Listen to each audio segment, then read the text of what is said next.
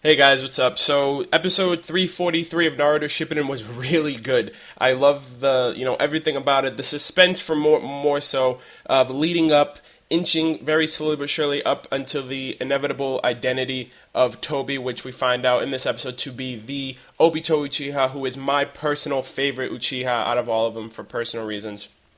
And just everything about it. I mean, you got Kakashi, and he's in a traumatic state prior to the identity being revealed.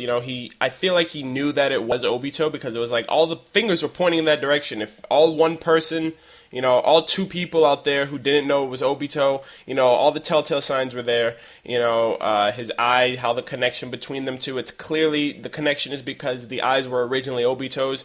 And I think early in this episode, I don't know if they screwed up or something, but they showed off his Kamui Mangekyo pattern. So that right there was an instant giveaway. Even if you had no idea what was going on, if you just saw the eyes and you knew that Kakashi got his eye from Obito back in the day, you would obviously know that that was Obito. So, leading up to then, Kakashi's perplexed. He's in this crazy state, like, I can't believe it can't be him, because this whole time he thought he was dead. His whole life he's been regretting the fact that he let his friends down as the captain of his squad. Him being a Jonin, he let Obito presumably die, and we find out later on that Rin has also died due to this is all the whole reason why Obito is doing this. He left Kakashi in his state, crushed under the rock. He's like, hey, you need to protect Rin when I'm gone, and Kakashi set out to do that, and we find out in this episode that Rin has actually died. And this is pretty much why he wants to do the infinite Tsukiyomi plan. He's, this world's really cruel. Someone that he really cared about that he left into his best friend's care. He couldn't even protect her. Maybe there's also some other, hidden line, hidden meaning behind this whole Moon's Eye plan. But overall, that's mainly what we found out in this episode. Leading up to the identity, too, I think that was really cool how Kakashi and Naruto teamed up. Kakashi used his Kamui to send not just the clone, which is what Obito thought it was, but it was, he sent the entire clone to the other dimension when Obito thought it was just the shadow clone poofing, and then he's in the other dimension while the Biju bomb is going through his body, is transparent through his body in the real world, and then he just gets hit in the face with that Rasengan. I was so hyped up for that moment. That moment was literally probably the best part of the entire episode, just because it's like, yes, we finally get to see his face, we finally get to see who he is. No more, who are you? No more hiding behind a mask. So I think that was pretty cool. And then we get the flashback, clearly illustrating that it is Obito, in a calm, peaceful, gentle state, an Obito that we haven't, seen in a long time since his flashback episode back during the Pain arc.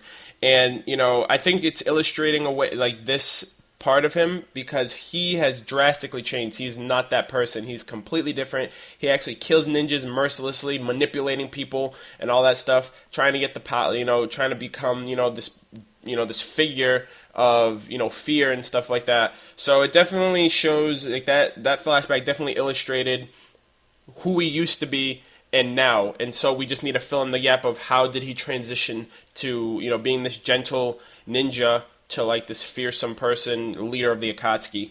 So there's that. That's definitely something. A few things that I liked about the episode. One of the main things that I really liked was that technique that Obito used. He combined like when he absorbs things into his Kamui, it does like that swirl, and then he used Katon, and it made like a fireball like a fire tornado. I thought that was really cool. I was like, what? It looks sick in the manga, but they just made it look even better in the anime. And at the very end of the episode too, like, was really interesting because now Madara is on the scene, and it seems as though they know each other because Madara comes in and he's like, yo, it looks like you're having a lot of fun, Obito. And it's like, for us, it's like, how do you know his name? We don't even think you two know each other. So Madara and Obito have some history, presumably from the preview for the next episode. We're obviously going to get a backstory on their relationship, how Obito survived, the rock crushing half of his body, all that stuff. Hopefully we'll even get some more intricate details of how Rin died and all that stuff. But this episode, everything leading up to now, the whole identity crisis, a lot of people really didn't like and didn't really want to admit and own up to the fact that it was, in fact, Obito from the get-go. But I believe that we will be getting some flashbacks. We will be getting some, obviously some explanation as to his drastic change, how Rin died, his relationship with Madara, what are their plans at this point now that they're both on the battlefield. You got two of the strongest Uchiha, going up against Naruto, B Guy, and Kakashi. So unless the rest of the Shinobi Alliance gets there, it'll be really interesting to see how they get out of it. But overall, this episode was awesome. Nothing really that I can complain about. Actually, nothing that I can complain about. This episode was pretty awesome.